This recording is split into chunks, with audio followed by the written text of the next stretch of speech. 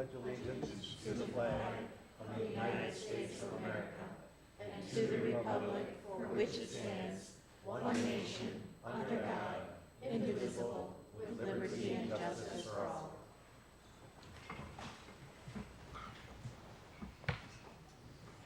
all. Before we get started, Attorney Sosnowski would like to say a few things.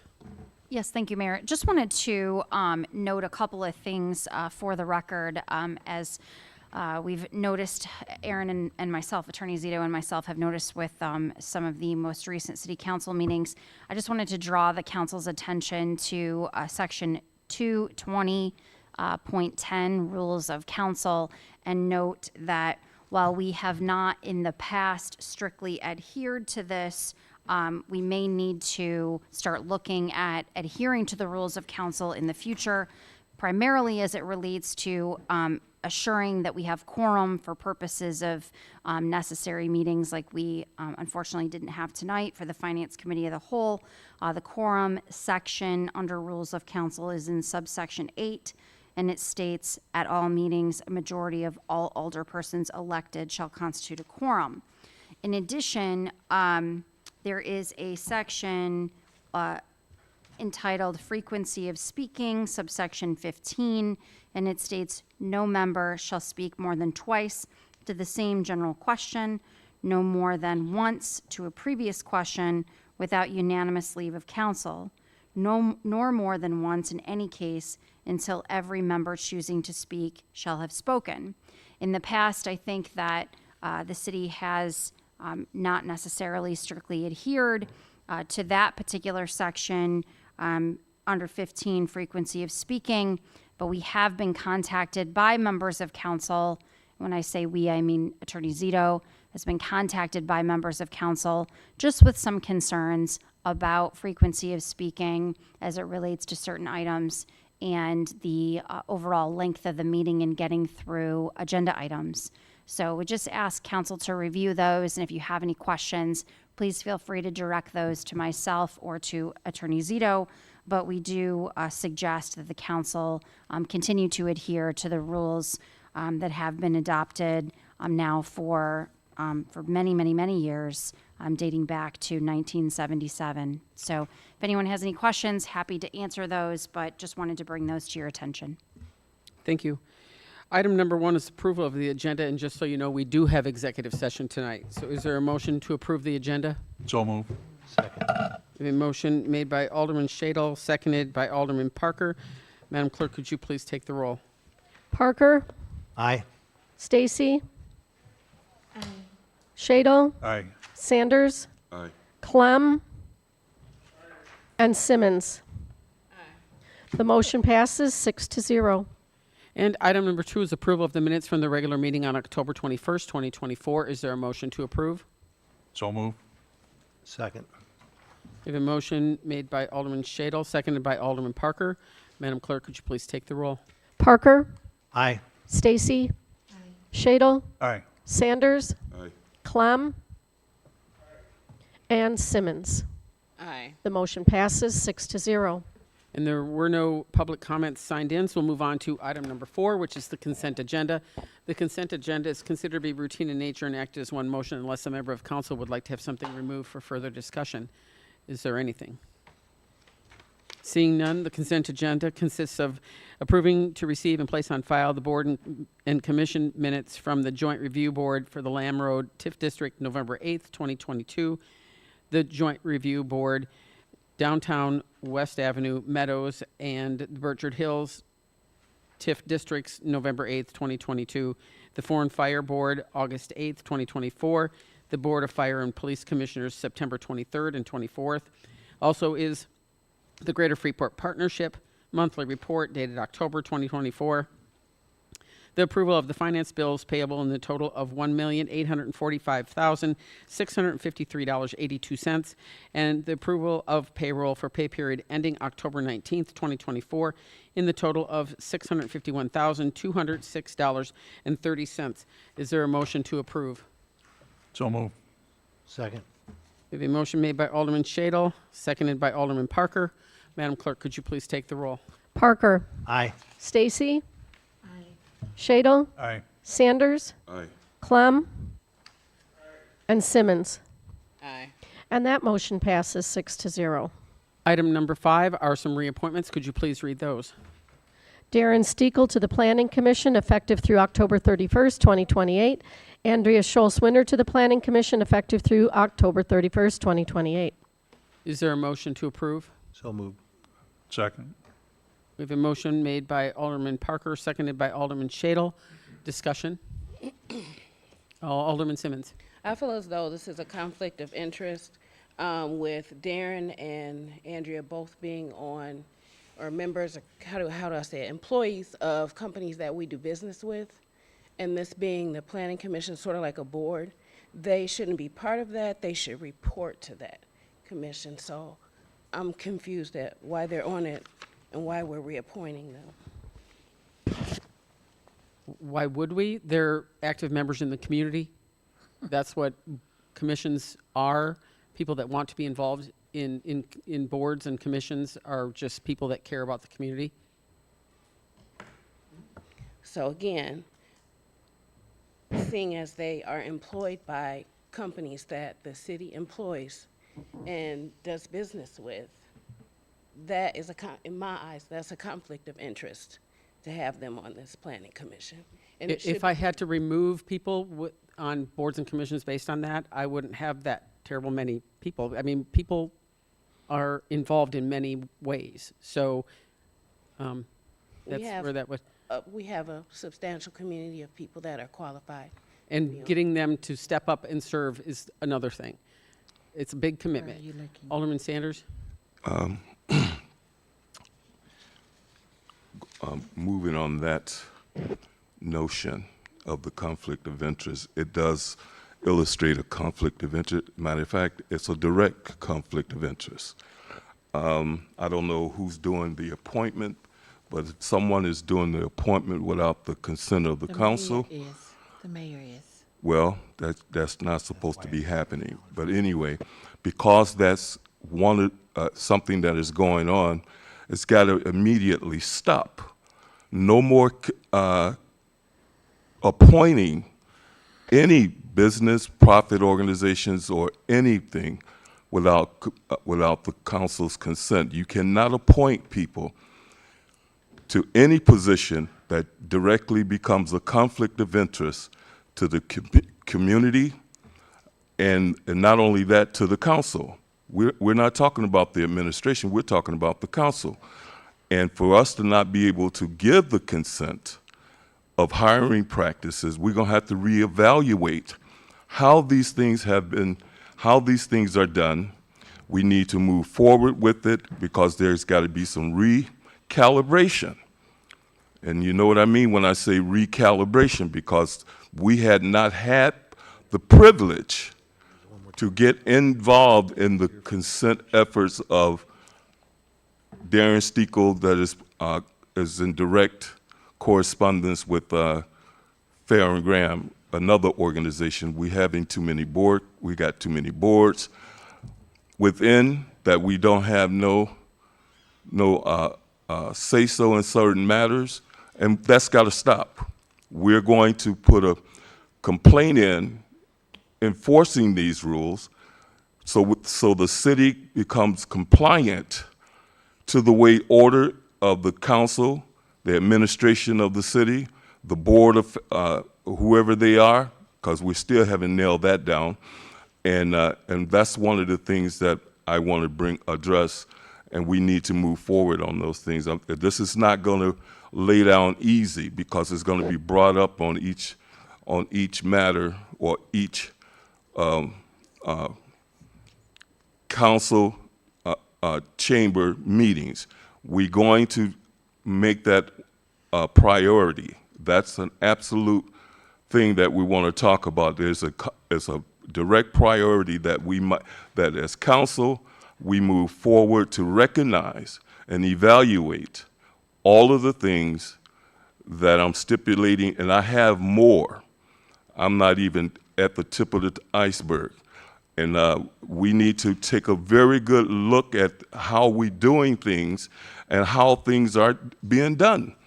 And so we're going to address those. I want everybody to be aware of that, especially in our council. I want us to know that we're going to be vigilantly trying to get down to how we orchestrating things. That's all I have to say, Mayor.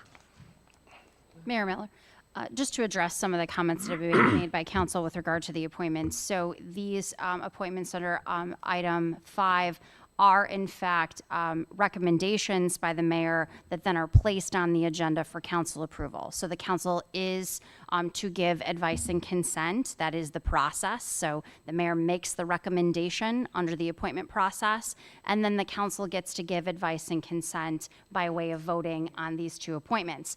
If it is the will of the council not to reappoint Darren or Andrea to the Planning Commission, that's completely within the council's purview to make that decision that the council's not going to reappoint these individuals to the board. If in fact the individuals then are not appointed to the board, the positions will then just be vacant until the mayor then brings forth new names, and the council then provides their advice and consent at that time. So these are appointments that are being brought to the council for advice and consent, and that is the formal legal process that would be required under state statute. With regard to the conflict issue, I would note that we do have a number of, in fact, even city employees that sit on different boards and commissions throughout the city. There is not a legal conflict to Mr. Stekel or Ms. Winter to serve on the Planning Commission. The Planning Commission is a recommending body only. They make recommendations to the council, but ultimately the council has to make the final determination. Now, with regard to a potential legal conflict, could it occur if, for example, Ms. Winter had a planning matter that she was involved in, and if she served on the Planning Commission, she would then be required to recuse herself if it was something that rose to the level of being in a matter of which she was financially involved. Illinois law only prohibits conflicts of interest in which there is a financial relationship directly involved by the individual who would otherwise be serving. So again, these 2 recommendations are for council's review and for you to decide as a body whether or not you want to move forward with these appointments. And just to piggyback on that, the comment of hiring practices, boards and commissions are not hired. Just so you're aware, they're not hired. So, wait a second. Just because of what Attorney Sosnowski said about our current ordinance and everybody having an opportunity to speak before the second time, I really need to allow that for others before I call on you, Larry. Well, I just wanted to address her. She's Well, making a you comment. Why can can't I after address her? everybody else has had a chance. What do Wayne, want? did you? Do you want my my thought to diminish, or what? Well, I wanna that's talk not my about? fault. I'm trying to go by the ordinance. Director Duckman? I just want to say something quick as well. If there's many matters, variations, special use permits. Right now we have a subdivision plat that's going to be going through, and we're required by ordinance to have a zoning board of appeals meeting or a planning commission meeting. Many of these petitions require the planning commission to review it. So just keep in mind that there's going to be developers waiting on permits to be reviewed if we do push this off. So the longer we wait, and it is a challenge every week to get people to show up, meaning our planning commission members to make quorum. So I just want to throw that out there, that if there are decisions on changing somebody, we're going to have a backlog of variation, special use, and different permits. Alderman Stacy? I feel that their roles place them in a position of power that, while beneficial in some ways, also present a risk of bias. We must be cautious in the context of the existing mistrust and concerns surrounding transparency in our local government. It is crucial that we maintain the public confidence and appointing people to the Planning Commission with such close ties to influential organizations could only fuel further distrust. We should err on the side of caution and ensure that we do not give our citizens more reason to distrust the decisions that we make. So I would just like to say about the transparency, every council member is invited to every board, every commission, should they choose to go. The general public is invited, so no one is hiding anything. Every piece of agenda is out there, so that should handle all the transparency. And before I call on you, I just got to make sure nobody else that hasn't spoken. Alderman Parker? Well, one thing, you want to vote on them, you get it the chance. Like she said, they only recommend them, and whatever this planning commission decides on still comes back to us. So we get to decide on it. They're only recommending it to us. So I think we do have a say in everything that commission does and what these two do. So, thank you. Anyone that has not yet spoken? Larry, did you want to do a second round now? Oh, second round? Yes, by all means. You have to excuse my voice. But the thing about it is, I just want to make sure I get my point across, okay? I don't know the magnitude of your position, but for you talking to the council at this time, that's not something that we have to consider based upon what you're saying without the documents or the policy before us or the ordinance before us. So when you're sending out messages like that, you're talking as if though it's a fact. We don't know that it's a fact, and we get to judge whether or not you're being honest or trustworthy, or we have the confidence of the things that you're saying. So first of all, when you start doing that, then we have to evaluate you for your action and then your influence on what you're trying to impose upon the council about without addressing anything that we tangibly can look at for ourselves to see if we can walk this thing with you, so we can determine whether or not we are out alignment with what you're discussing. You haven't brought us anything of circumstantial evidence to prove that what you're saying has a factual basis. And so that is one of the things that I am not pleased with when you inject like this. She is zero tonight. She is an attorney. I know who she is. And besides that, this is Yeah. totally off subject of the Yes, reappointment. it's within the confines of what I have to discuss. It's what I'm discussing. Okay, let me ask you this. Is what you're saying relevant to the reappointments? Okay. Well, I put it like this here. Since I'm being imposed upon about where I should be at. I know that we're talking about reappointments, but the thing about it is I just want people to know it is not acceptable just for someone to inject their viewpoints into this council for any determination on what we should think and how we should think about it. Only thing we know is that what's on the agenda and all this other outside conversation that is being made, we haven't found the validity of truth there. So, but anyway, if we're going to talk about reappointments, then I feel strongly that the council understand the whole significance and details of the reappointment. We just don't want to vote on reappointing someone without evaluating their progress. If we had not done that, then we're doing ourselves a disservice as council members, and then we're doing the citizens of Freeport a disservice. And so we need to be making sure that any reappointment of anything is being scrutinized to the fullest, so we can make sure that what we're doing, we're making an educated vote. We're pursuing what the citizens of Freeport want us to do, and we just can't just mishandle their confidence when they have confidence in us to do the right thing or talk about the right thing or to bring the issues out. and those kinds of things. So I just want to make sure that we're treading that path and that we're not dodging and suppressing information that needs to be brought forward to the council. And I yield my argument.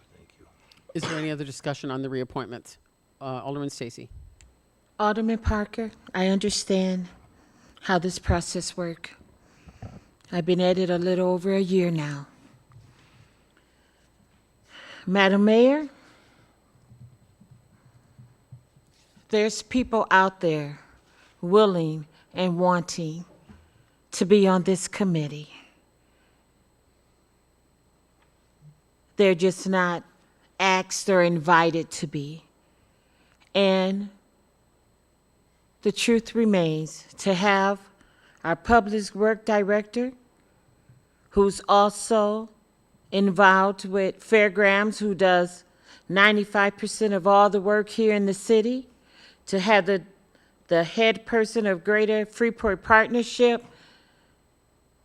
It's just, there's other people out there that can hold that position and can bring something to the table. When we use these same people over and over and over again, you all start to play in one another's hand, giving each other what they want. And yes, it's going to come to the council. And yes, we're going to say yes or no, and we're going to take a vote. And guess what? You will break the tie, and it will always be what you want. Well, that's a lot of accusing. Anything else? That's what? So if there's no further discussion, Madam Clerk, please take the roll. Parker, Aye. Stacy, No. Shadle, Aye. Sanders, No. Clem, Simmons. No. We are tied at 3-3. Attorney Sosnowski, do we need a 5 to pass this? No, this is not an item that would require. Okay, Mayor, what say you? Aye. And the motion passes 4-3. Item number 6 is second reading of ordinance 2024-57. Could you please read this? Ordinance amending boundaries of the joint Northwest Illinois Certified Enterprise Zone for the operation of an enterprise zone to add Pearl City Elevator Fueling Station near U.S. Route 20 and Wagner Road. Thank you. Manager Boyer. Thank you, Your Honor. This change of the enterprise zone came up at the October Committee of the Whole. It was discussed and had a presentation by Andrea Schultz-Winter. Also at the last council meeting, this was moved forward for second reading, and staff recommends moving forward with ordinance 2024-57. Any further discussion on this ordinance? Alderman Sanders. Director Boyer, question. Have you guys did your scope of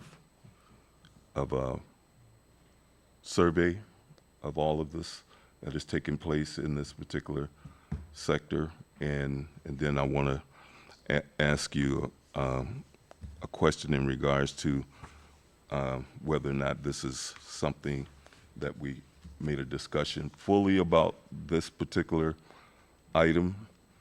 And I think we're leaving a lot of details out of this thing because we don't know for sure who's running this program or attempting to run this program without the consent and the action of the council itself to make a decision on whether or not we should get involved with this particular program. And so we have not done enough study. Had whoever brought this to us or this program project to us, has enough study been brought to the commission or the council so that can be an in-depth study on all of the things that is required of us as council people to evaluate to see if we can make a sound decision whether we should move forward or not. If not, if we don't have that information before us, then we should think about sustaining this until we do.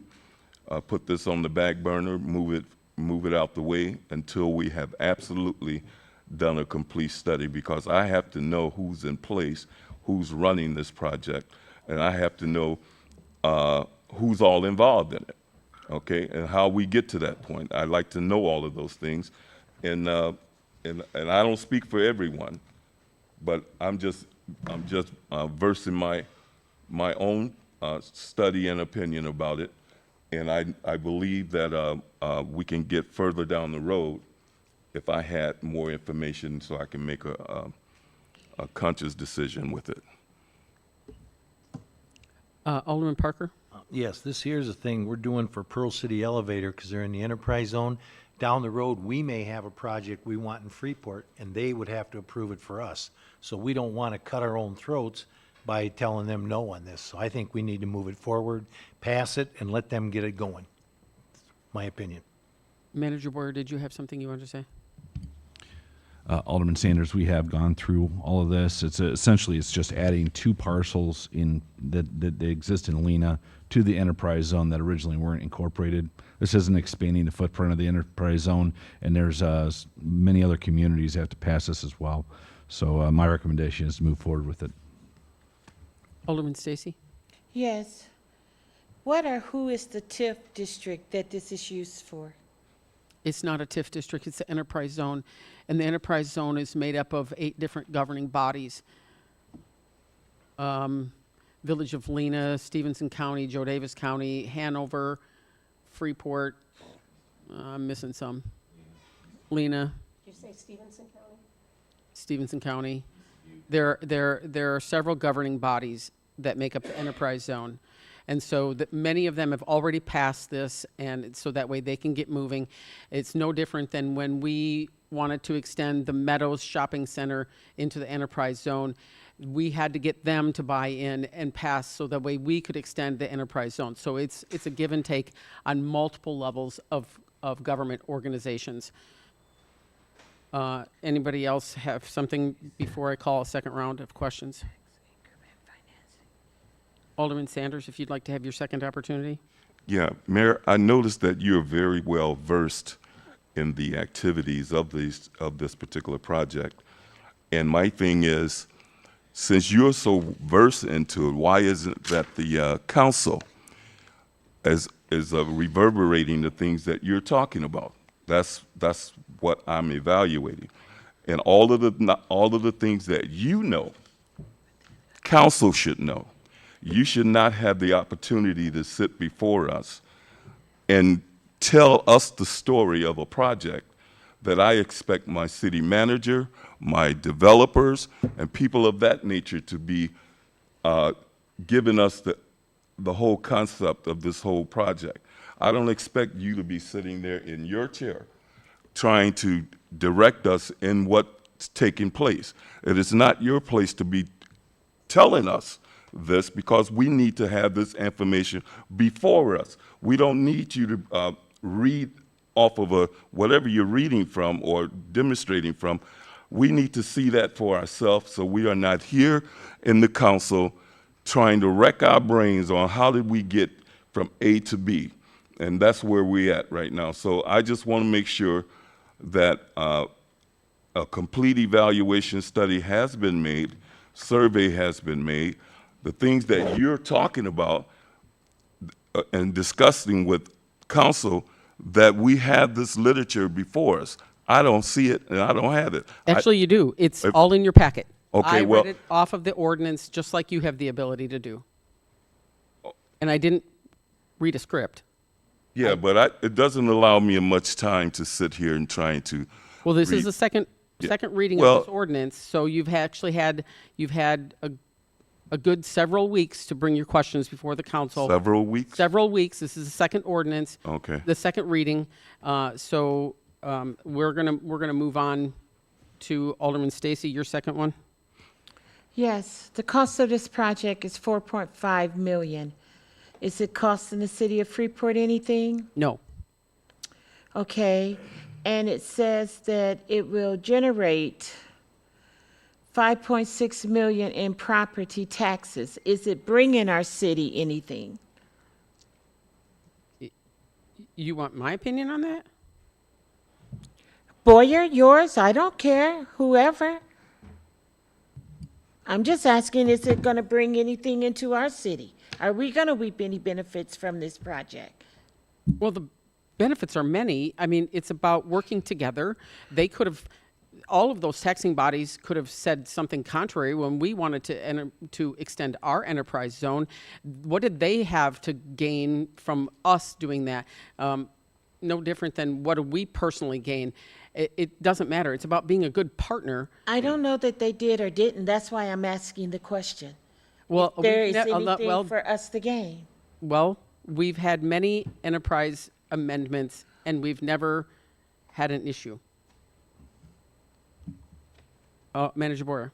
I just wanted to say, Alderperson Stacy, the thing we gain is indirect, right? We work with other communities for the benefit of the enterprise zone. They work with us. Meadows Mall was an example that was brought into the enterprise zone, and that does benefit us. So in this particular case, there's no direct benefit to the city of Freeport outside of the fact that we are able to work together as a community to improve our total economic picture. Anyone that has not spoken yet?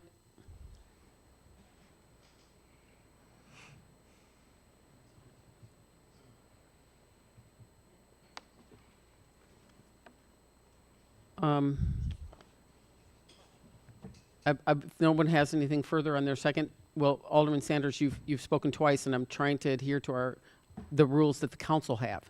And that was explained by Attorney Sosnowski at the beginning of the meeting. You spoke twice. When? On this particular subject and the last subject. On this particular subject? That's correct. So if there's no further discussion, Madam Clerk, would you please take the roll? Parker, Aye. Stacy, Aye. Shadle, Aye. Sanders, Aye. Clem, Simmons. The ordinance passes 6-0. Thank you. Item number 7 is the second reading of ordinance 2024-58. Could you please read this? Ordinance amending newly revised building code to 2018 ICC additions. Thank you. Director Duckman. Thank you, Madam Mayor. Presented this last week. No major changes. Just kind of give you a recap here.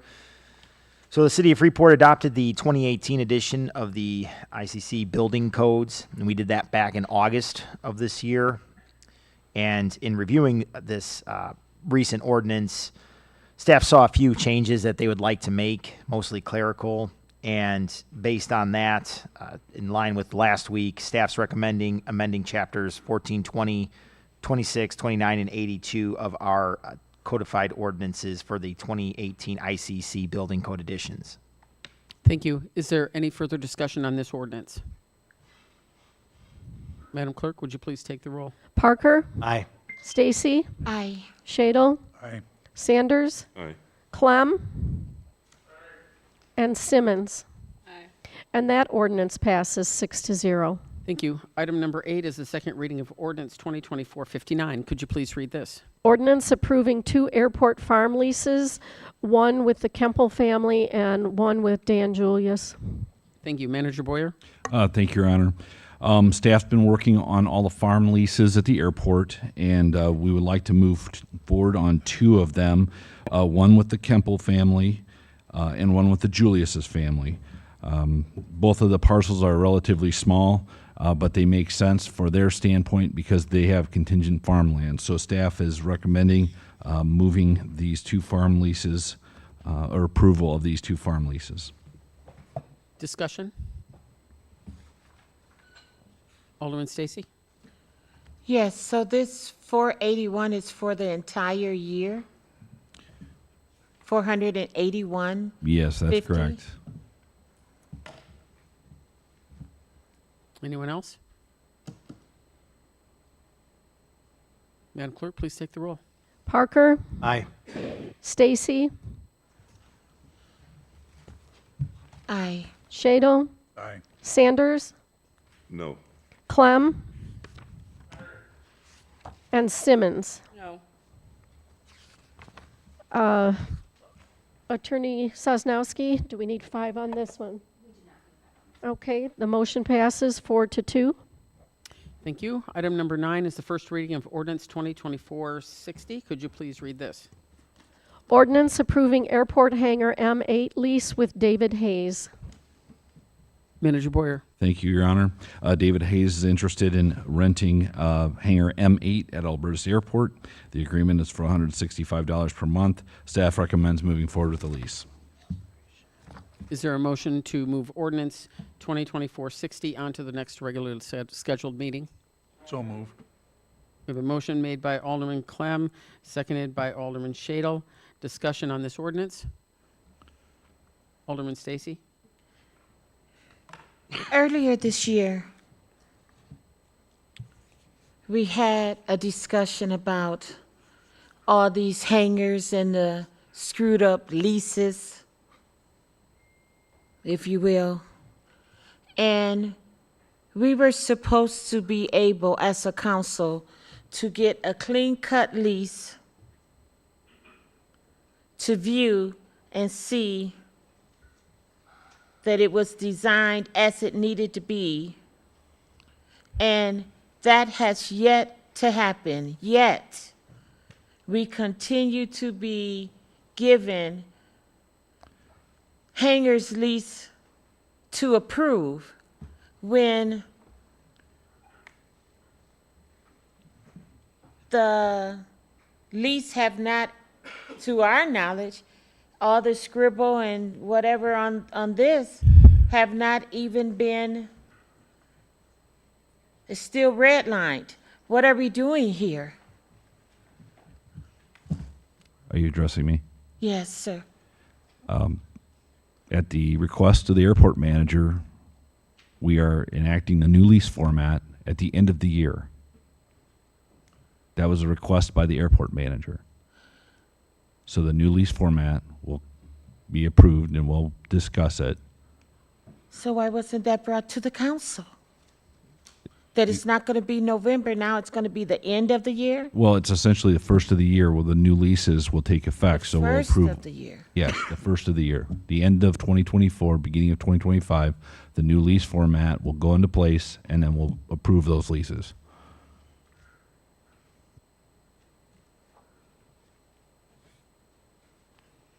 Mayor Miller. Yeah.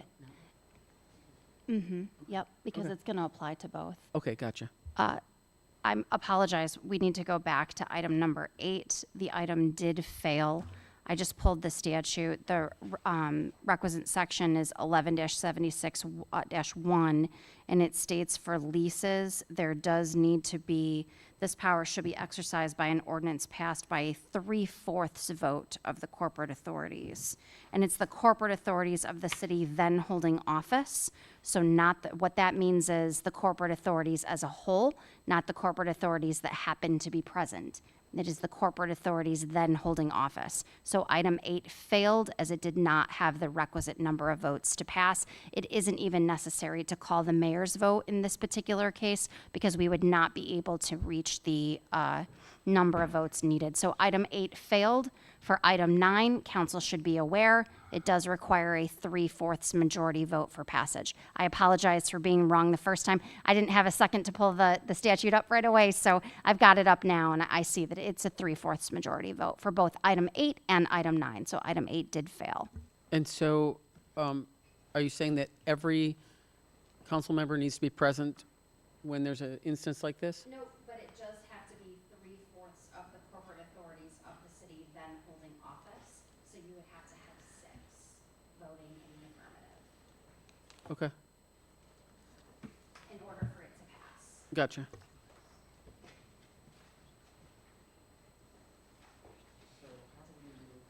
So item 8 did fail. What do we do on number 9? Keep discussing? You can still discuss it. Oh, yeah, because it's the first reading anyway. Right, okay.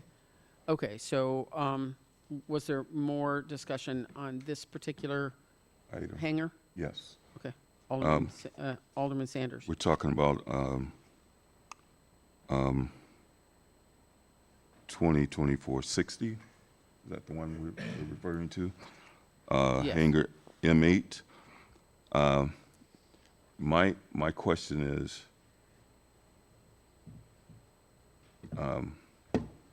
who's determining or evaluating what the value is for the leasing? Who's doing that? Who has the authority to do that? And then do not bring it to the council to let them know that that's what they like to present, instead of giving us this right on an agenda to make decisions on.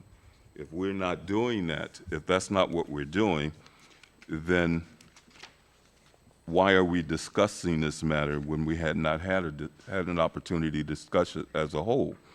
As a whole, I mean, we just get saying yes to everything, no to everything, without looking at the stipulations of these leases and how we got to point A, point B.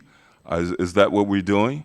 Well, I have a problem with that. So I just want to know that those kinds of actions are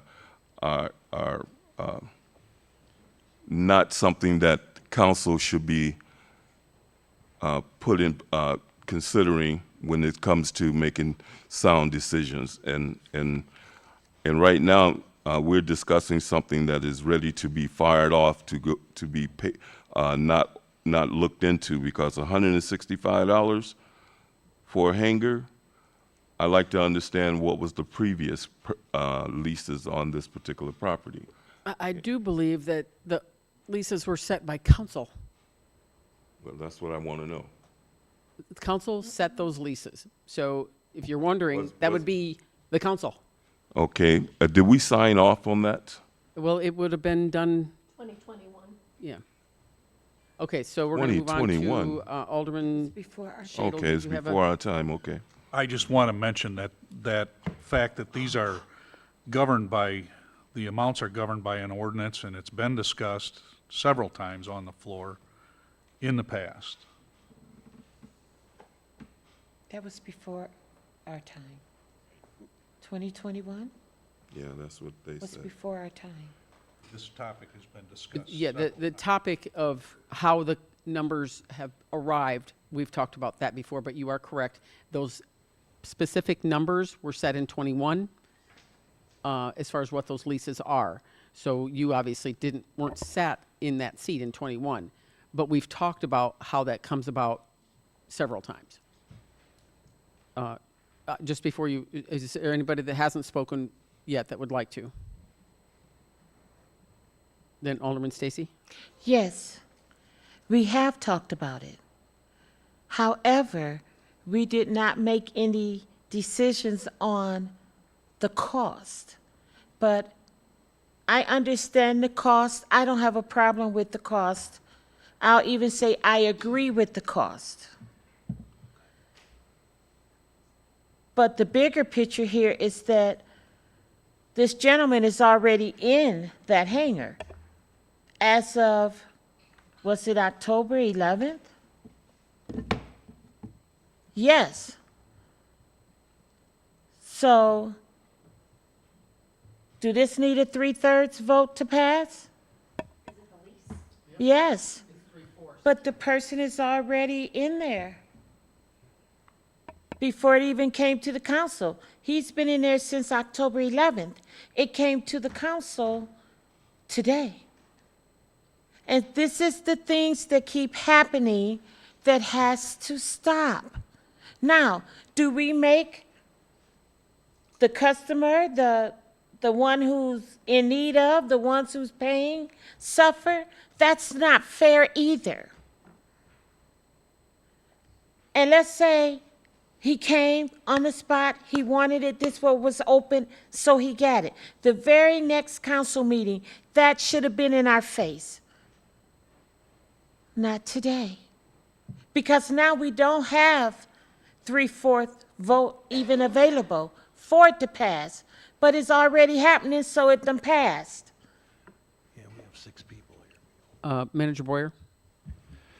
First, I'd like to say that this hangar lease was signed with our airport manager, who was going through surgery.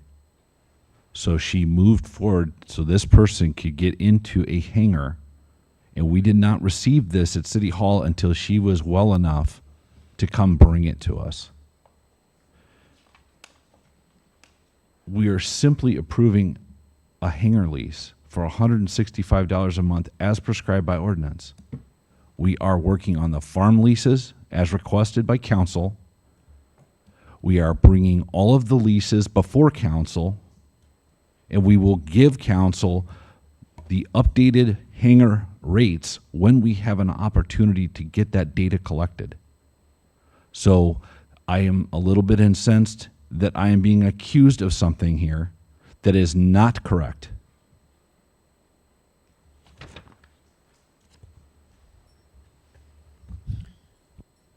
Any further discussion? Alderman Sanders, your second time? Okay, my second time, okay. Manager Boyer, you may think that we might be harsh with our comments or our opinions, but the point of the matter is, if these things were brought to our attention beforehand, consideration for anyone having any issue in their personal lives should not be affecting the council at any given time. It's either that we put it on hold. I don't know who's signing off on it. Did we sign off as a council on this particular hangar?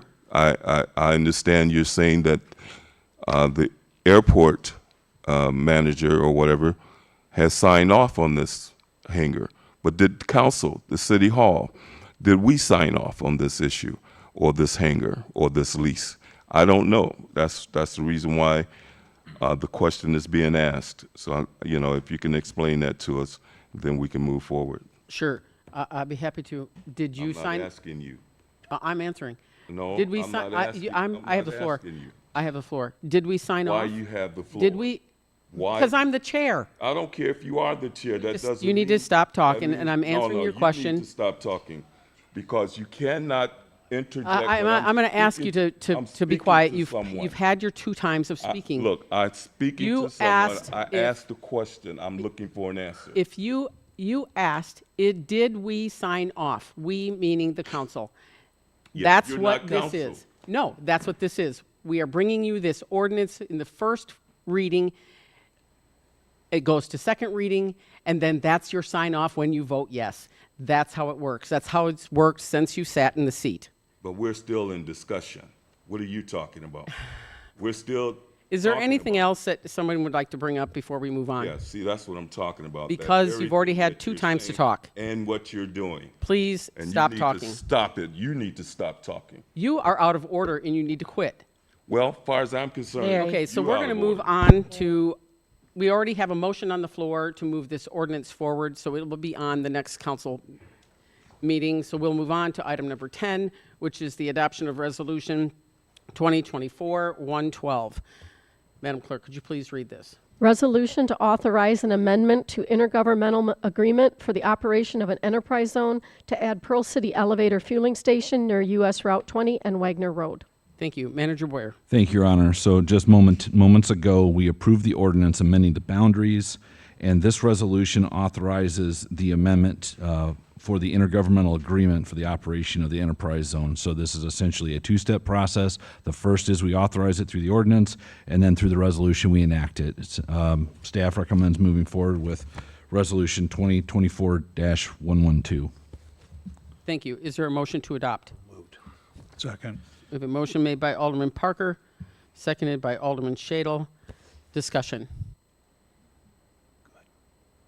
Seeing none, Madam Clerk, please take the roll. Parker, Aye. Stacy, Aye. Shadle, Aye. Sanders, Aye. Clem, and Simmons. The resolution is adopted 6-0. Item number 11 is the adoption of Resolution 2024-116. Could you please read this? Resolution accepting 5311 grant award for Pretzel City Transit. Thank you. Director Duckman. Thank you. Thank you, Madam Mayor. So, looking at the Pretzel City Area Transit, every year we need to receive funding from two different sources. Mainly, it's the 5311 federal grant funding, and it's also the Downstate Operating Assistance Program, DOPE, the acronym there. And there's three major steps that council has to go through to accept these funds. So we are currently on step 3. Step 1 was an ordinance adopting transportation services within the city of Freeport as well as Stevenson County. We've gotten past that. We also have to have a resolution authorizing the application to apply for these grant funds, which is the 5311 and the Downstate Operating Assistance funding. So we've gotten past that step, and this resolution before you today is to accept the actual funds and any matching funds that would be necessary here. So right now, this resolution would be to accept $198,017, just shy of $200,000, and staff recommends moving forward with this resolution to accept. Is there a motion to adopt? Yes, so moved.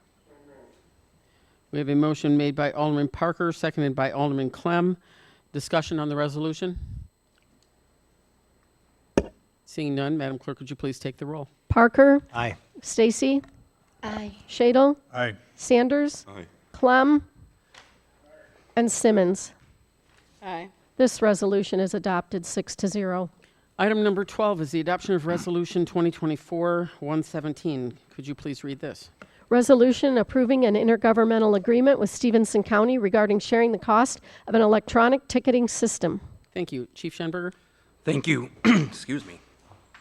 The Stevenson County Circuit Clerk is moving to an electronic ticketing platform in 2025.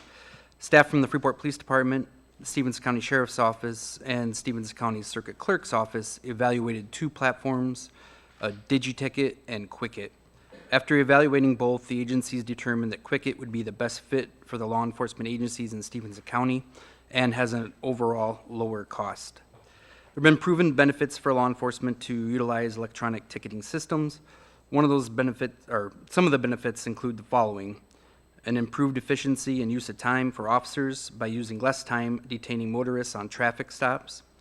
Electronic ticketing systems reduces the amount of errors associated with handwritten tickets.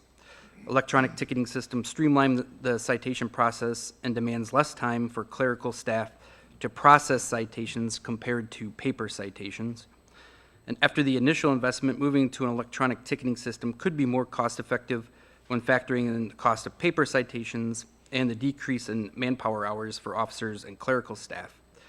The state of Illinois allocates funds to law enforcement agencies to help cover the cost of maintaining an electronic ticketing system. Many law enforcement agencies throughout the state of Illinois have already moved to an electronic ticketing system. Moving to an electronic ticketing system would digitize traffic citations, non-traffic citations, and crash reports. The cost for the Freeport Police Department to transition to an electronic ticketing system would include the following: $9,450, which would include the cost of the equipment, 10 Zebra printers, and equipment for 9 squad cars, and the main booking room at the police department. $7,000, this is an annual cost made payable to the Stevenson County Circuit Clerk due the 15th of January, beginning on January 15th, 2026. This agreement can be canceled with 60 days' notice. The Stevenson County Circuit Clerk is going to assume the initial implementation costs of $40,000, which is due in January 2025. The Freeport Police Department has budgeted $5,000 in 2024 and in 2025 to cover the cost of purchasing paper citations. This budget has been exhausted in 2024. Further, the state of Illinois has allocated a total of $8,549.87 to the Freeport Police Department since 2020 to implement a digital ticketing system. Staff intends on utilizing the $8,549.87 in digital ticket funds, plus an additional $900.13 from DUI funds to cover the startup cost of the equipment purchase. Starting in 2026, staff intends on using the $5,000 traditionally budgeted for paper citations, plus $2,000 for a combination of digital ticket funds and DUI funds to cover the annual cost to the Stevenson County Circuit Clerk. Is there a motion to adopt? I got a question, please. Do I have to have a motion to adopt first? Motion to adopt. Second. A motion made by Alderman Parker, seconded by Alderman Shadle. Alderman Parker, what's your question? The question, me just being ignorant to this, what is the offender going to have in his possession to tell him to go to court or whatever? Sure. So there's going to be a printout that would explain the citation, what's being issued, if it's a mandatory court appearance or not, how to take care of the ticket. Sometimes you can just pay for it, and then that can be done on the online platform or at the clerk's office, or if it's a must appear, then you'll have. He'll be handed a paper copy. Have you stopped? Yeah, there'll be a paper copy. Same with accidents. Okay. So right now, we use LexisNexis for our accident platform, and that's been a struggle at times, and both parties aren't on the forms that we issue or the note that we issue. With this new platform, we would then have all the parties that were involved, which would help out the motorists who were involved in accidents. Thank you. Alderman Sanders. Oh, yeah, Chief. Could you give us, I know Alderman Parker was just asking about the ticket, electronic ticket. How does that actually work so we can give the constituents an opportunity to visualize it? Sure. Of how it will be administered? Will it be like an old ticket issue, somewhat, with the same information and everything? And on the site, will tickets be done right on the site? Yes. Like a printing tool? Yep. Oh, okay. Yep. So yeah, that's the part of the $9,450, which would include printers that would be in the vehicle, in a squad car, and in the booking room. So what we're trying to do is get rid of the paper, the carbon copy paper citations, which are handwritten. Handwriting can sometimes be sloppy. This way, license can be scanned in, and then it's a web-based platform. So all that information is immediately uploaded, or not, well, when it's done, it will be uploaded and then transferred to the clerk's office, so they have that information. And then the person who's getting the citation would then get a printout that would have all the important information that they would need to take care of that properly. Follow up? Well, we have to allow everyone else to have an opportunity first. Alderman Stacy? Okay, I heard something about 40,000 and I heard something about 7,000. Yeah. And the 40,000 is paid every year in January? No, the $40,000, that's being paid by the clerk's office. That's to get it started. So that's just a one-time cost for them. The $7,000 a year will be split between us and the sheriff's department. And since we already spend at least $5,000 a year on paper citations, we're going to just use that money that we budget to go towards our $7,000. Plus, we get roughly $2,500 or so a year to implement a digital ticketing system. And we also get we also have a DUI fund that we can use this. So we don't want to have it or an increase in our budget that's going towards this. We want to use the same money that we've been using to purchase tickets, but then utilize the money that we're getting from the state to supplement the cost. Is there anyone that has not had a chance to speak yet? Alderman Sanders, would you like to give your second opportunity? Yeah. Chief, Yes. would this device be administered to all vehicles? To our Patrol cars. marked squad cars, yeah. Yeah, okay. And this is what it would total up to?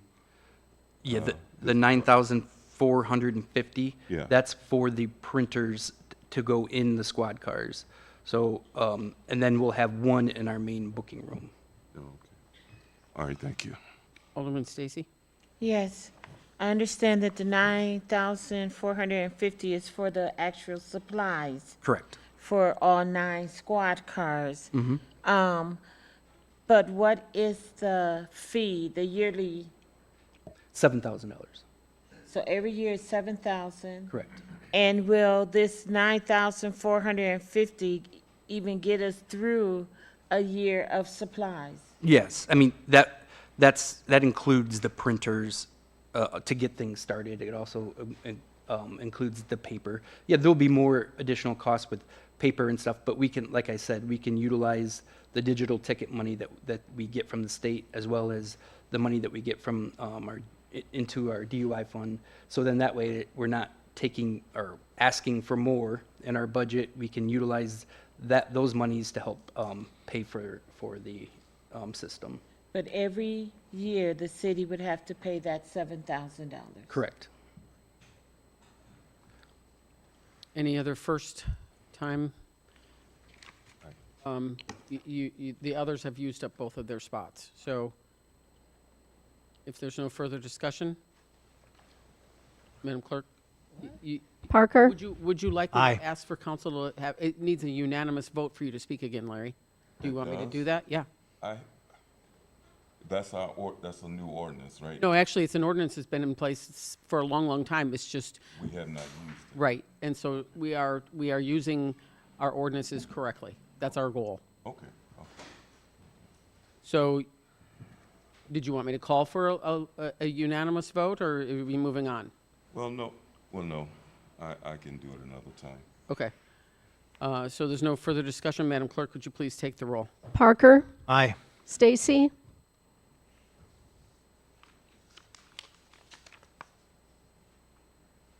No. Shadle? Aye. Sanders? Aye. Clem? Simmons?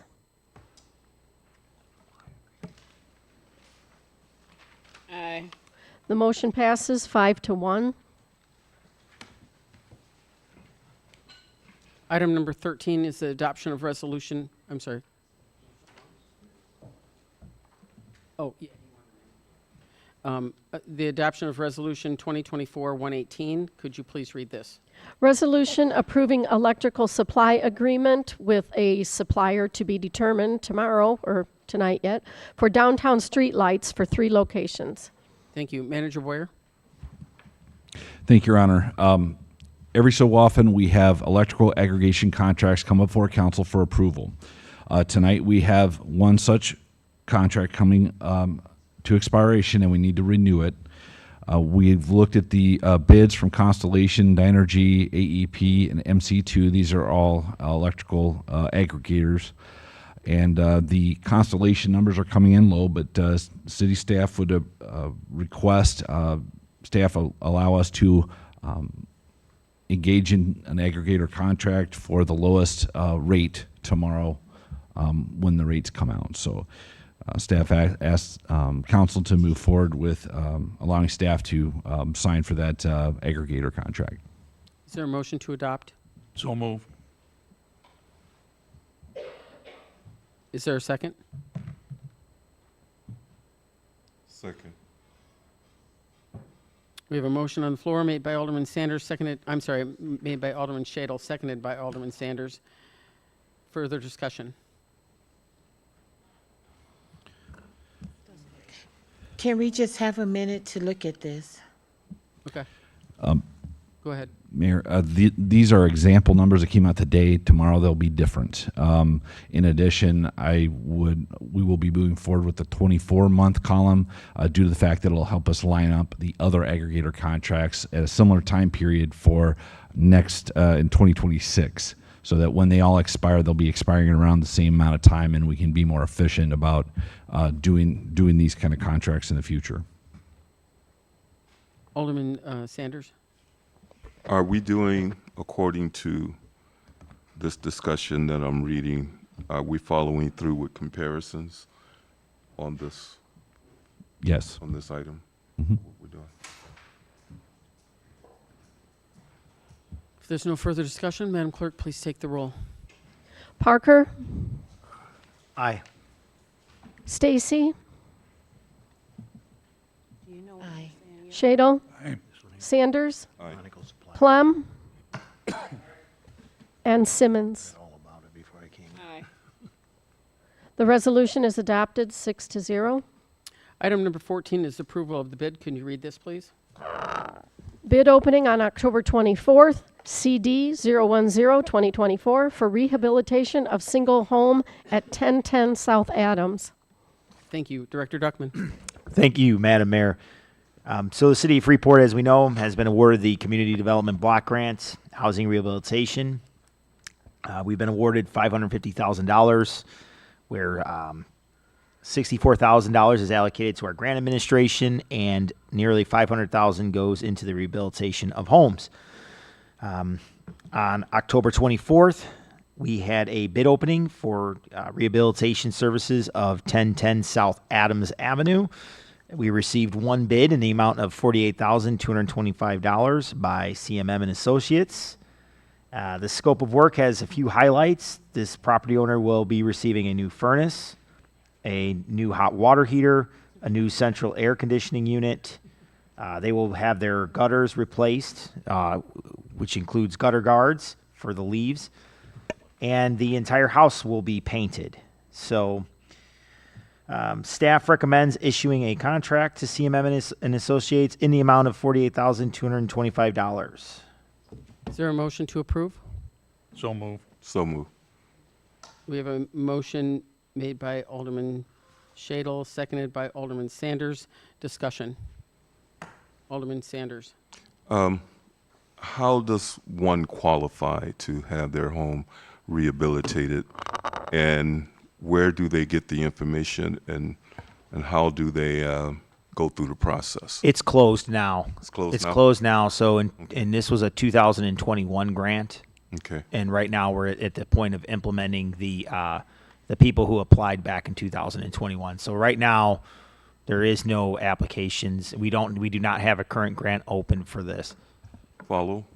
Well, as soon as, if there's anybody else has a question. That's what I'm talking about. That very thing. I'm not Is there done any? with my thought. I'm not done with my thought. And I will give you the floor back if no one else has a question. But my thought Alderman is gone. Sanders, would you like to have your second round? It's a routine thing every year. You okay? Alderman Sanders, would you like to have your second?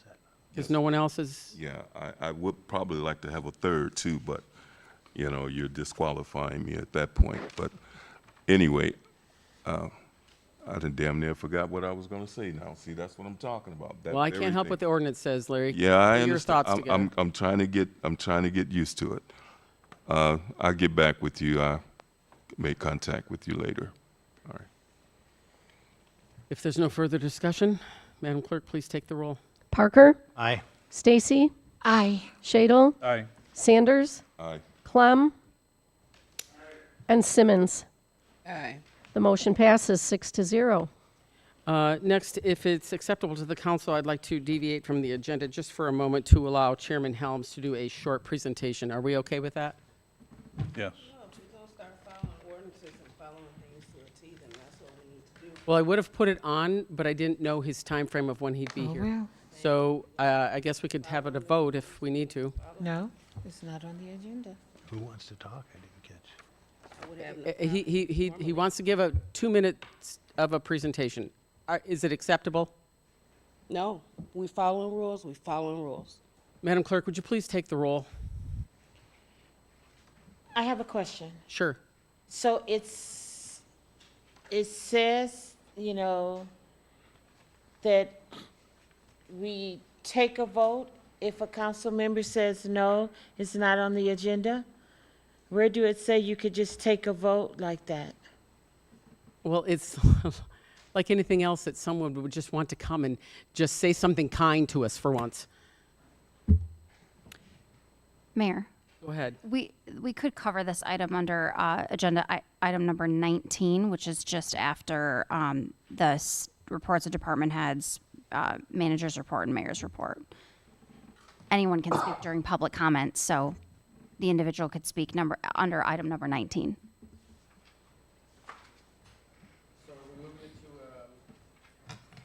Taking a vote, or are we going to move There it would to- need to be a motion to amend the agenda, I suppose, to move the public comment up to above reports of department heads. If there isn't a motion to amend the agenda, then it would go under item number 19. So do we have a motion to amend to allow county board chairman to have a couple minutes to Scott speak now? So move. Is there a second? Second. Any discussion on this particular motion? Go ahead. Please don't take it personal, the person who wants to speak. It is not about you speaking at all. It is just that if we are following rules from A to B, we are following rules from A to B. So, Madam Clerk, would you please take? And the- she oh, I'm made sorry. a- Did you have something? Yes, she made a motion not to do this. And then you asked for someone to make a motion. Well, she didn't make a motion, but she made a statement. Yeah, a So statement. is she in the would have had motion. to say, I make a motion that we not do this? No, she could just vote no. Anyone who doesn't want to move it up could just vote no. Madam Clerk? This is Most, making it- most, it's recommended to put most motions in the positive. Attorney Sosnowski, would you agree? It just seemed like tonight we are making so much up that we have never done before. And I don't even know who wants to speak. And whoever it is, I think it can be done at public comments. Madam Clerk, would you please take the roll? Parker? Aye. I'm sorry, I was out of voting sheets here. I'm going by shorthand. Stacy? No. Shadle? Aye. Sanders? No. Plum? And Simmons? no. We have a tie at 3-3. Mayor, what say you? Aye. The tie is broken, 4-3. The motion passes.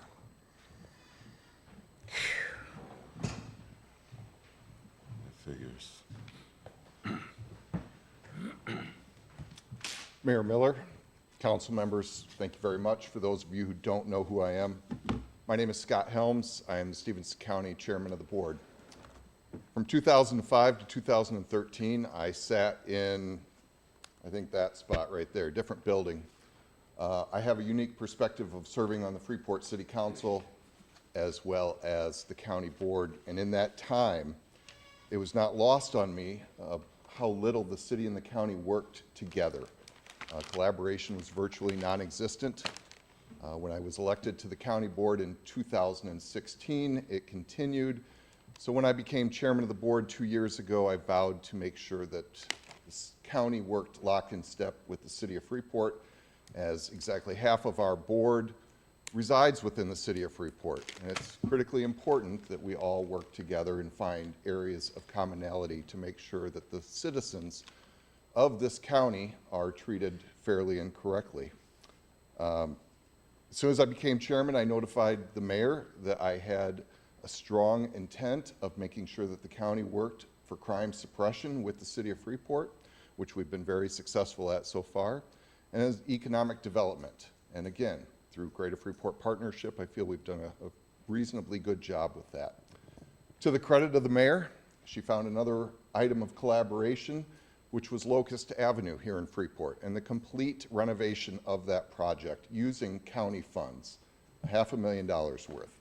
So while I know it's unorthodox to have me speak now, I do appreciate it. I understand your meetings are quite lengthy. But what I would like to do is thank the mayor for her leadership on this and recognizing that this was an excellent opportunity for both the city and the county to work towards and to present this check for $500,000. All right.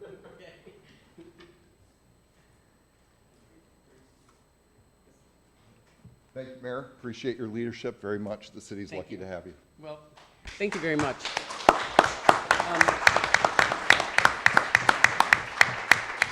And I would just like to say it's been a pleasure meeting with you on a regular basis and being able to work together to accomplish something far greater for the entire city of Freeport. And so without that, without your participation in that, Locust would not have gotten done. So thank you for that. Thank you.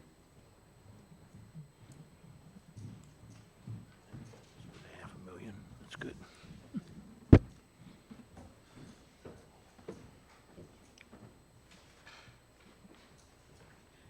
So Finance Director, I'll be happy to give you this check when the meeting's over. I'll be waiting for it. We will move on to reports of department heads. Finance, Nothing this evening. thank you. Community Development, Nothing tonight, Madam Mayor. thank you. Fire, Nothing from fire. Thank you. thank you. Police? I have no report, thank you. Library? Nothing tonight. Nothing from communication, IT? All right, then we will move on to the city manager's report. Thank you, Your Honor. Just like to report that the city crews have started leaf season. They actually started late last week, so make sure your leaves are raked to the curb in a continuous line and don't park vehicles adjacent to the leaf piles, and we should have a very efficient and effective year this year. Thank you. And then I just have three things actually that I wanted to touch briefly on. Before the council, I put a map on each one of your desks with the last 5 years worth of projects, mainly infrastructure projects with a little bit of blight reduction mixed in there as well as some tree removal. So you'll be able to see by the map, it's all specified to each ward. And so Alderman Clem for Ward 1, in the last 5 years, $4.6 million has been spent. For Ward number 2 with Alderman Monroe, $2.2 million. Alderman Simmons in Ward 3 has been $16.6 million spent. Alderman Parker in Ward 4, $3.5 million. Alderman Stacy, Ward number 5, there's been $10.4 million spent. Alderman Shadle in Ward 6, $8.2 million. Alderman Sanders in Ward 7, $3.5 million. And at large across the city to benefit all has been an additional $70.9 million spent. So the numbers don't lie, they're right there. And so to be able to bring that before you as a huge success in infrastructure within the city of Freeport in the last 5 years. And then also, the second thing is just wanted to give a little attention to, I have been in contact with the captain that is over the 333rd on our National Guard. They were deployed a little while ago. They were sent to Alaska. I talked with the captain and I just said, you know, I'd like to, as a community, be able to support these men and women that are serving and what could possibly be their need. And so he quickly got back to me and had a list of things that they were in need of. As you can imagine, Alaska is very cold this time of year. They need toiletry items, hand warmers, snacks, wool socks, and batteries. And so we are collecting here at City Hall, right here in the council chambers, to be able to bring whatever those needs might be. There are 62 of them, and so if you would like to donate to that project, you have the month of November to be able to do that. And then my last piece is, tomorrow is the election. Please do your duty and vote. So we will move on to council announcements. Alderman Parker. Nothing tonight, Your Honor. Thank you. Alderman Stacy. Yes, I do have something.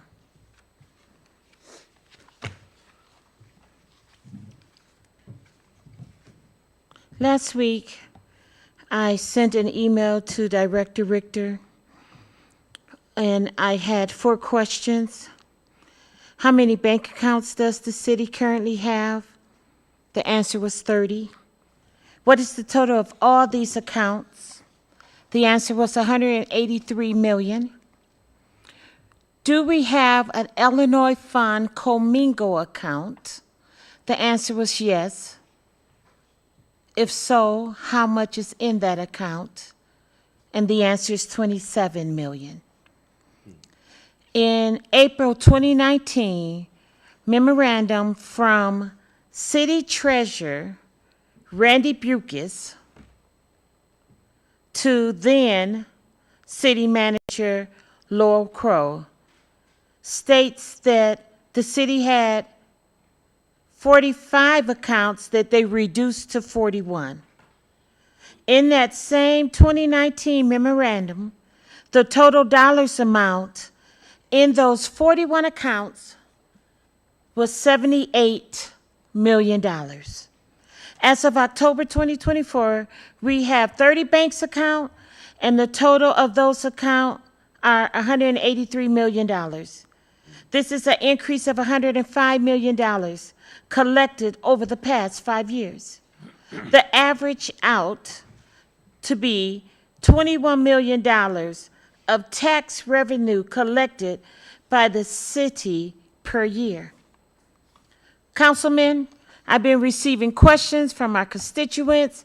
I even overheard the conversations of some of the attendees at the mayor's so-called budget input meeting, questioning how much money is our city spending and what really are they spending the money on.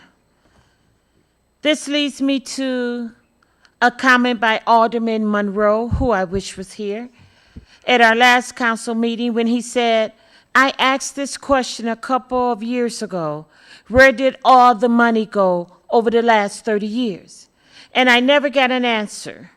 Matter of fact, I'd like to see line items of where the money was spent, as I too desire to see a line item document showing where monies have been spent. I agree with Alderman Monroe. We need to know exactly where taxpayers' dollars are being spent. Alderman Monroe also said that records only go back to 2017. Before that, we can't even get accurate, clear information as to where these monies have been spent. Really? Council members, this is a problem. We are collecting and spending taxpayers' money, imposing sales tax increase, denying referendums to be placed on ballots, and can't even get a clear, accurate information on how this money is being spent. It was March of 2017 when the city started collecting capital improvement from our residents. Based on the information that I get from Finance Director Richter, the city has $15 million in its capital improvement fund. And so that leads me to another question, Director Richter. Can you tell me how much money we have spent out of the capital improvement fund since 2017?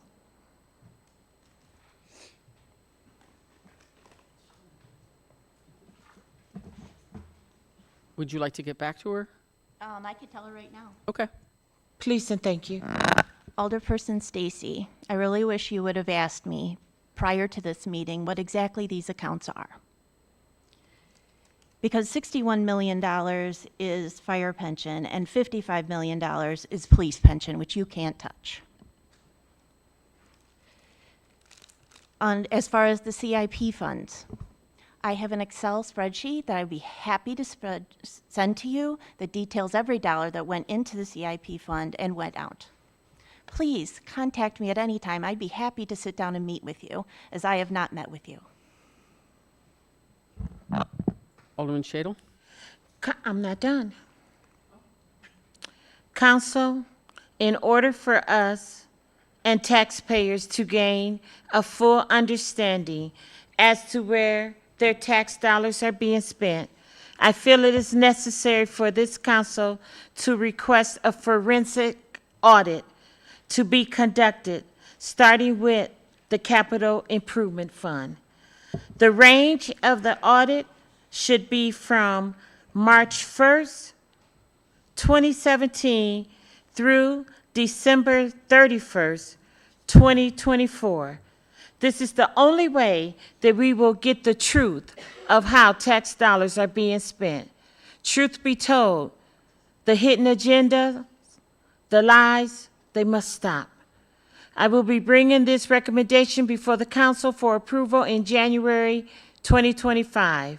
For my final request, let the record show that I am asking for, in PDF form, copies of all itemized and regular invoices of all work between the City of Freeport and Fairground. These files need to represent information from January 1st, 2024 to present. Thank you. Alderman Shadle? I think it's best I pass. Alderman Sanders? Yes, I have something I'd like to elaborate with what I just heard. It's nothing new to me. I was not surprised with the reading that Ms. Alderman Stacy was reporting. I'd just like to say, when I heard the numbers of accounts that the city holds, and we don't see these accounts in our financial reports. And, well, I don't see, yeah, but it doesn't talk about what bank's accounts that these are. Yeah. Oh, well, if it is, then I need to see more of it. Maybe I'm not here enough to, no, don't do that. Don't do that. You're making yourself a nuisance, so don't do that. Please don't speak to our department heads that way. Wait a minute. They deserve respect. Well, you tell her that. You're accusing All her right, of I didn't something. accuse her You of are anything. accusing her, and she has. I have not She accused is an her of open book. anything. I have not accused her of anything. So don't you even go there. But yeah, you can't direct me when I'm talking. That's my point of you always interjecting when you're not supposed to be doing that. And but my thing about it is, if I have not been available, if I have not received that information, I'm inquiring about it right now. Okay, I like to get a copy of all of that myself, not just Alderman Stacy, but Alderman Sanders would like to get a copy of what that report was all about, and you're making it sound like you handed that is in this thing here all the time. In the consent agenda. Oh, okay, in the consent agenda, okay. All right, well, it's a new discovery to me, so I'm just going by what I know, and what I know is that I have not heard about 40-some bank accounts that we deposit taxpayers' dollars in, and we need to do an itemization on that. So I need to know every transition that took place. Same thing that Alderman Stacy was recommending. So that's what is need to be done. It needs to be brought to the floor. It's one of our priorities that we hear this stuff many times before, because we're speaking before our tax payers, and they're concerned about it too. You know, we're not just, the council is not the only ones that are concerned about it, but the constituents out there, they're concerned about it, and they need to know how we're governing the finances of tax dollars. And they need to hear this on a regular basis. And they need to be trained to understand and educated on every aspect of what the city is governing. And so that's the reason why I'm injecting that, simply because we need to reveal anything that has been brought up. I mean, it's not like you are trying to hide anything. I'm not saying that, but the thing about it is, if it's available to us, then if we're requesting for it, then it should be presented to us. That's all I'm saying. Thank you. I yield. So I would like to say you should probably start by reading the agenda, because twice a month the consent agenda is on there and every detail is available to you. Well, I resent your... Alderman Clem, would you like to have anything to say, Alderman Clem? Your comment was not necessary.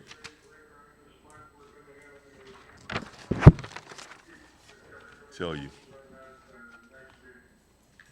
Thank you. Alderman Simmons. A couple of things. So I would just like to comment on tonight's meeting, and we are not doing the city any service by behaving the way that we behave. I understand and appreciate decorum is a way to keep the meeting fair and timely and moving in a manner that it should. And when it is used to silence people, that is not okay. When we gaslight certain council members because we know we're going to get a rouse out of them, like making the, those were unnecessary comments and gestures. Your comments were unnecessary. Everybody was unnecessary tonight. Us as a council, we have to do better. And if we're going to use decorum, and follow ordinances, let's do it in a way that makes us better, not to silence who we don't want to hear. My official comment for the night is, though, Third Ward, please stay tuned. We are having a meeting at the library again on Friday, November 22nd, and we'll start at 4 o'clock. So again, I will keep bringing that up, and hopefully I can see you all there.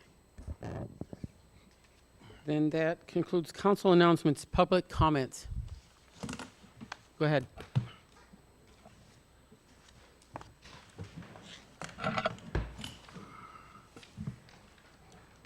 I wasn't going to say anything tonight, but this debate has brought me up to a point that something must be said.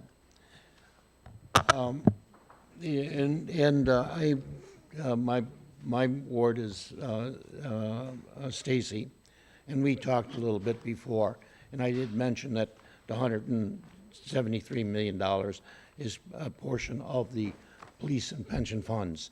And before that, that was totally reported. We're still reporting that. I would suggest that we would report just the city funds that we control and the pension funds as a separate sub-item to prevent some confusion. Thirdly, as I went through this budget completely, the budget is in fair shape. There are some issues with it. I did find an issue with transfers not being totally balanced by $750,000. But when I put everything together, we're going to probably invest almost $70 million in infrastructure this year.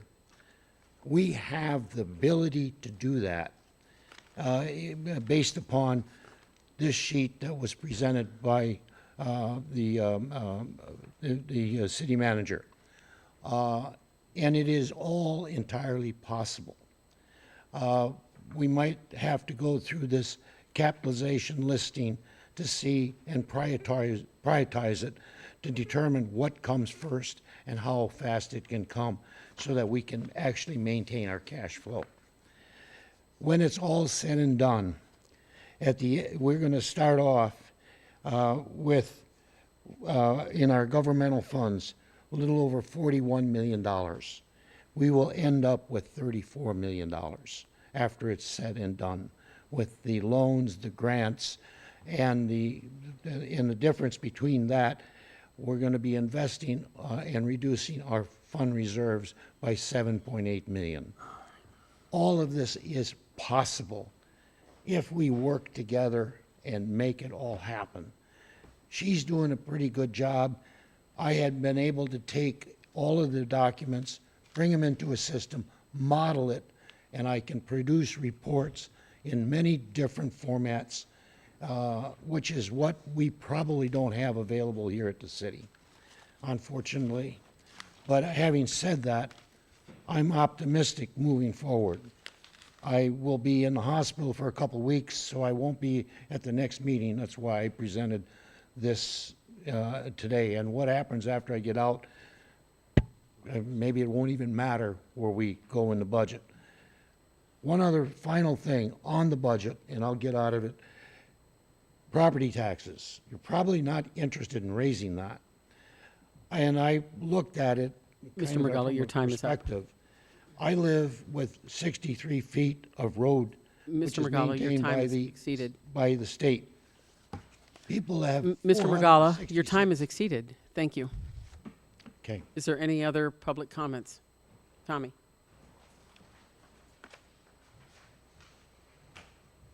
Young gentlemen, the basement is open. Yes. And Joey Miller, you do a good job. Thanks, Tommy. I had the beef roof with local heating, as it was good food in there.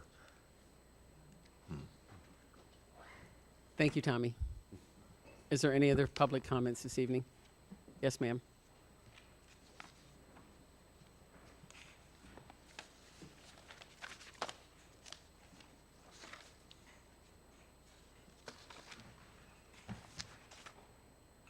Hi. Last week I had heard, not last week, the week before, I'd heard Alderman Sellers mention something about the parking lots. And there was a discussion about it and possibly that this would be moved to 2026 instead of 2025. And I park in the municipal parking lot a lot, right in the handicap area. And if you look at the handicap area, it kind of looks like a war zone because it does one of these things with the big pockets. And if you look across the municipal lot, which is kind of, the municipal lot and the lot across from Licky's are the two biggest lots in Freeport. And we have all these beautiful stores with all this gorgeous shopping coming up.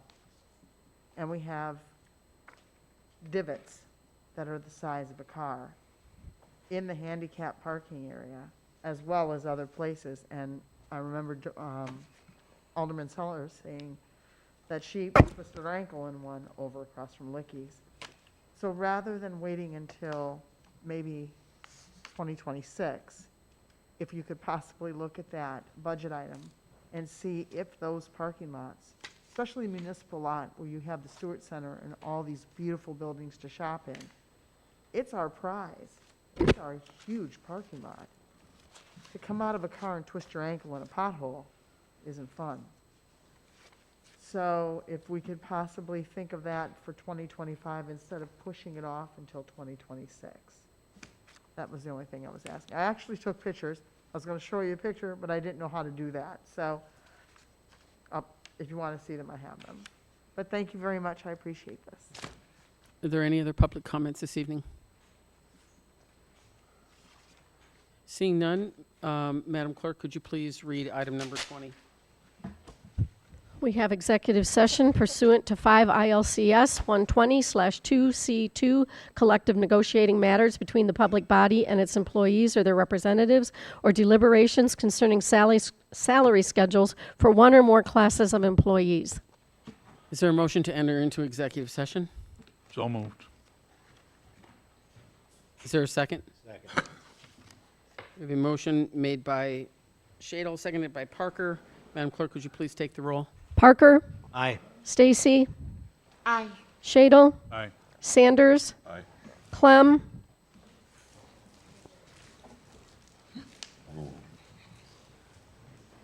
Eric, does it look like Clem is still connected? Okay, Simmons? Aye. We still have a vote of 5-0 to enter closed session. Thank you. Cindy. Lucinda.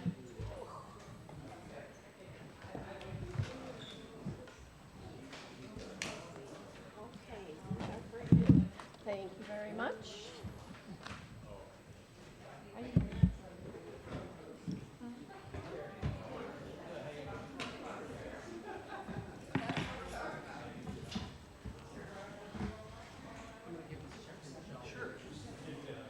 That's a real check, huh? Wow. The big one.